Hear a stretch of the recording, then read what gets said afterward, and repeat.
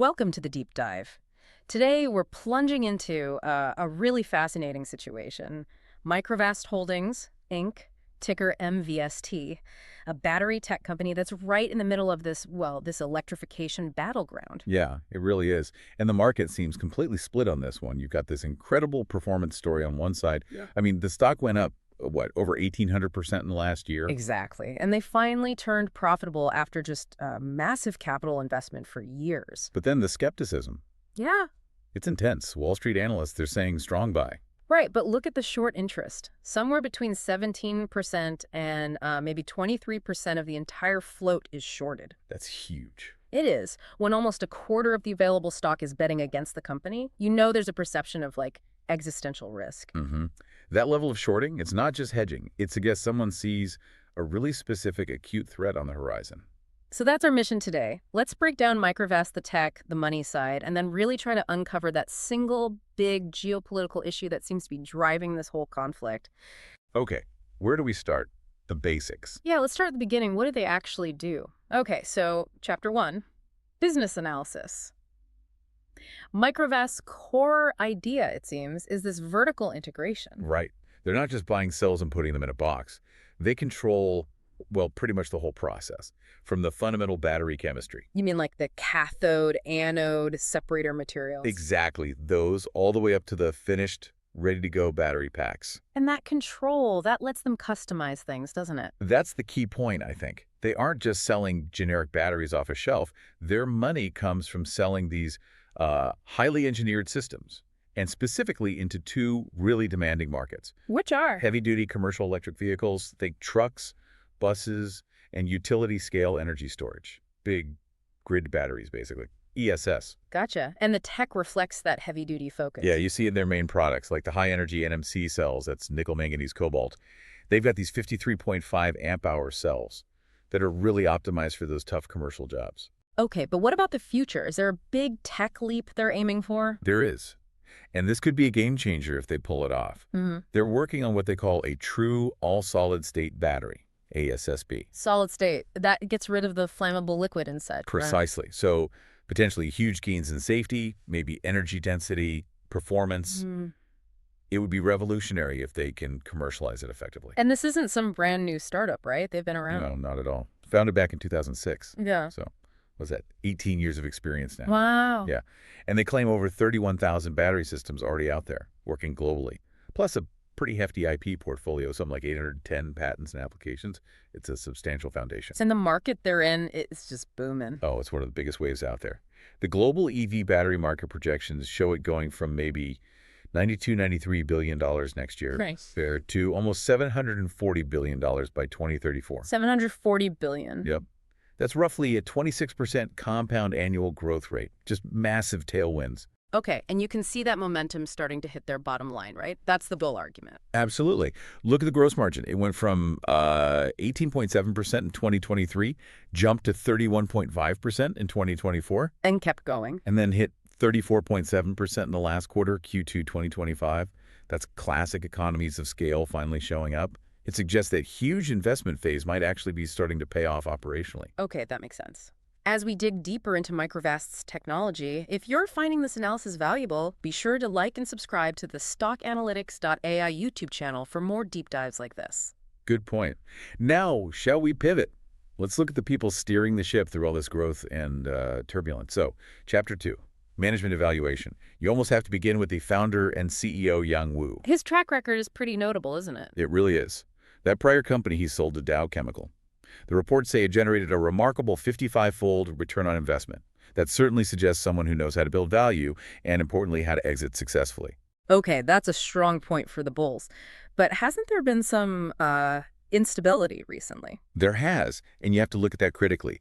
The announced departure of the CFO back in August 2025, even though they had a replacement lined up pretty quickly. Yeah, any C-suite turnover, especially the finance chief during a growth spurt, it just introduces uncertainty, doesn't it? It does. And that wasn't the only cloud. You had that short seller report back in June 2025, Grizzly Research. Right, the one alleging fabricated business. Exactly. Now, those are still just allegations, but they absolutely create reputational risk. It's something management has to actively manage to keep market confidence solid. Okay. So how are they using the money they do have? What's the capital allocation strategy? It seems pretty straightforward, organic growth only. They are pouring basically every available cent back into expanding capacity. We're talking about the Huzhou plant in China and the new one in Clarksville, Tennessee. That's right, aggressive reinvestment, Hmm. which means for investors. No dividends. Nope. And no share buybacks expected either. It's all about building scale for the future. Makes sense.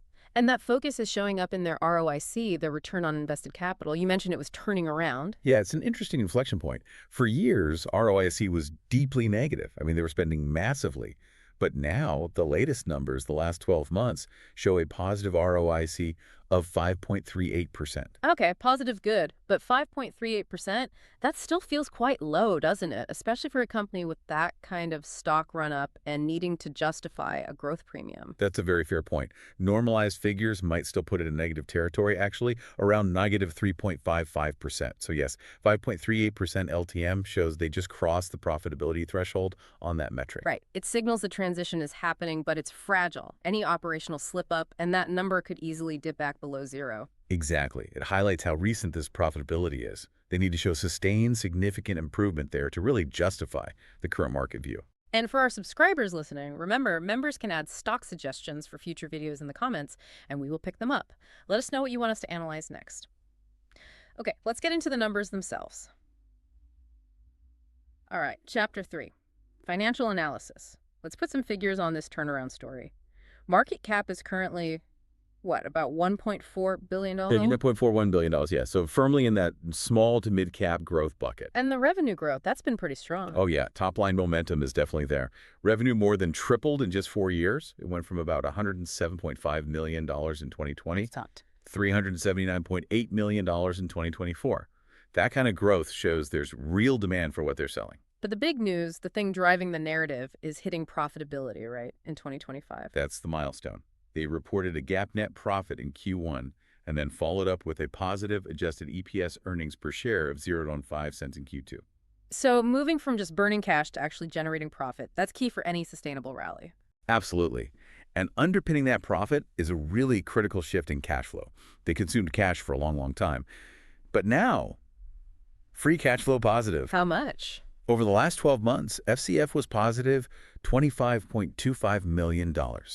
And get this, in the single quarter ending June 2025, they generated $44.17 million in free cash flow. Wow, that's quite a swing. It's huge.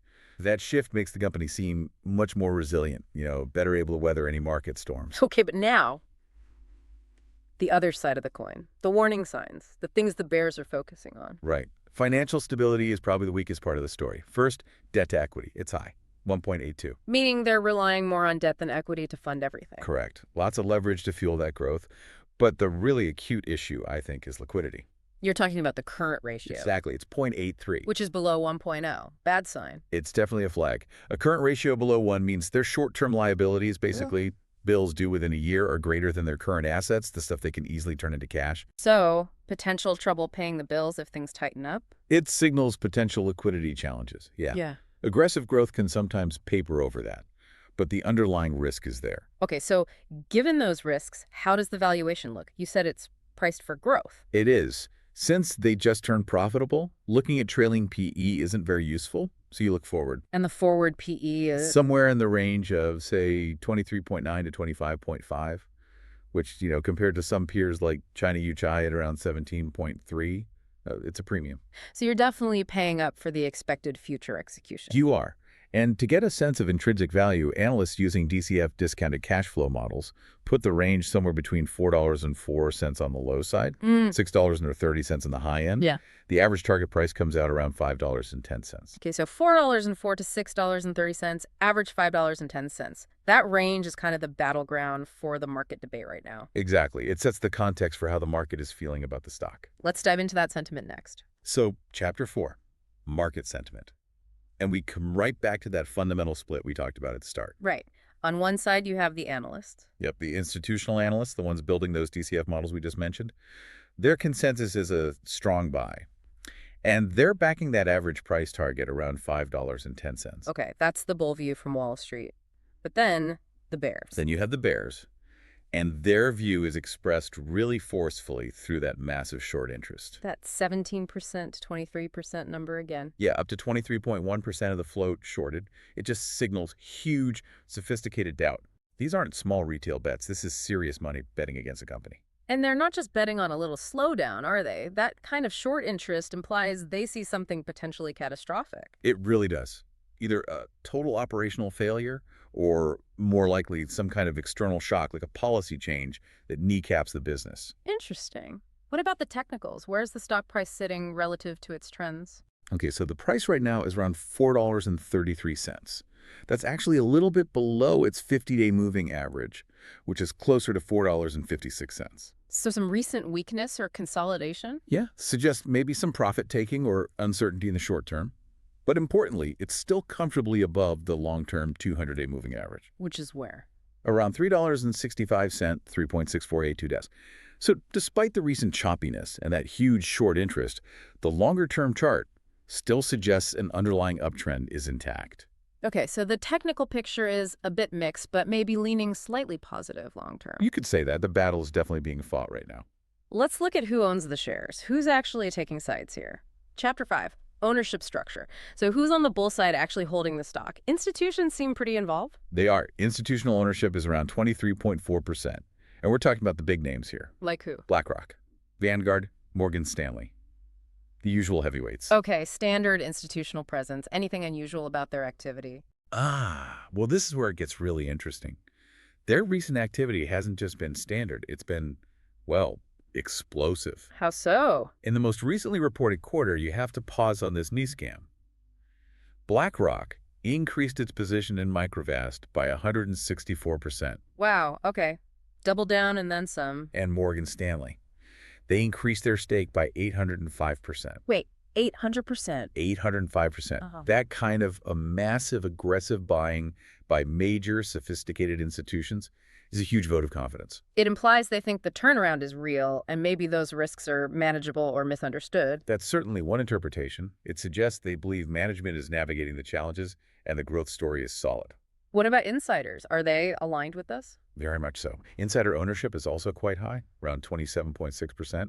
And the CEO, Yang Wu, personally holds a massive amount, over 84 million shares. So he has significant skin in the game. Are insiders buying or selling? This is another powerful signal.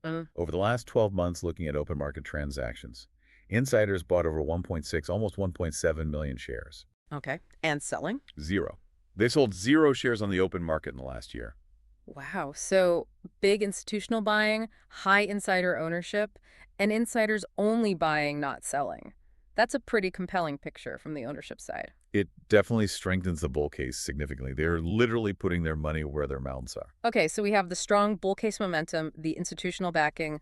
Let's finally tackle the big risk head on. All right, Chapter 6. Risk assessment. Let's try and pull everything together here. We've laid out the bull arguments, right? The technology, particularly that solid state potential, the huge market growth at 26% CAGR, the improving financials like the margin expansion and positive free cash flow, and now this massive institutional and insider buying. Yep, that's the bull case in a nutshell.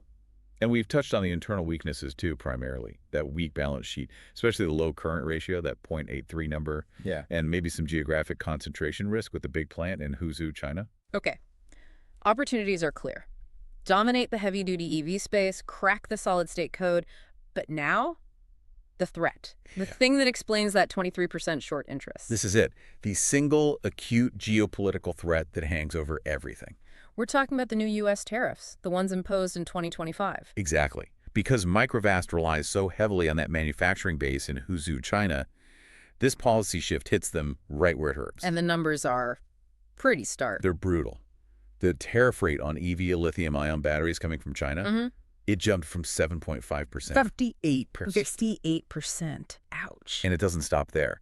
Tariffs on some key raw materials they likely need, like graphite, those could go over 160%. Okay, so connect the dots for us. Why is this the existential threat? Remember that 34.7% gross margin we celebrated earlier? The sign that their operations were finally efficient and profitable? Yeah. These tariffs directly attack that.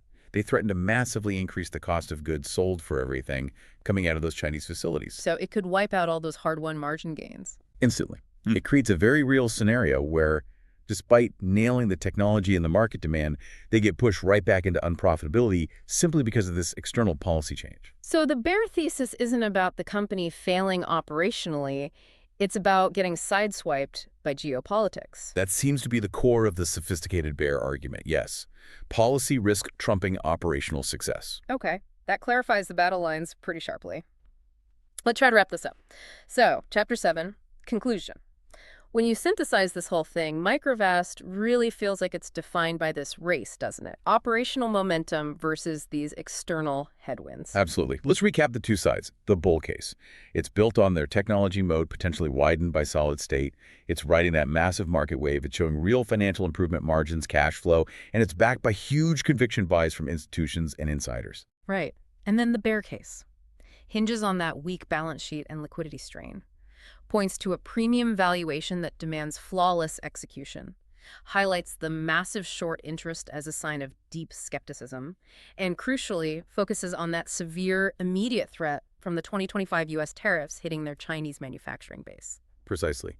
And where does the stock price sit in all this? Yeah. Currently $4.33, which is, interestingly, in the lower part of that analyst's intrinsic value range we talked about, $4.04 to $6.30. So the market price seems to be baking in a pretty significant discount for that tariff risk, despite the operational strength. It suggests the market is hedging its bets heavily, yes, weighing the geopolitical risk quite significantly against the company's momentum. But the final outlook, it really is a battleground stock. It genuinely is.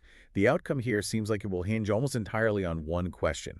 Can Microvast's operational strengths and technological edge allow it to pivot, adapt, or somehow absorb the financial shock of potentially a 58% tariff increase on its core products? Its execution under extreme pressure. Exactly. We've seen the huge market opportunity, and we've seen the execution challenges become very real, very suddenly.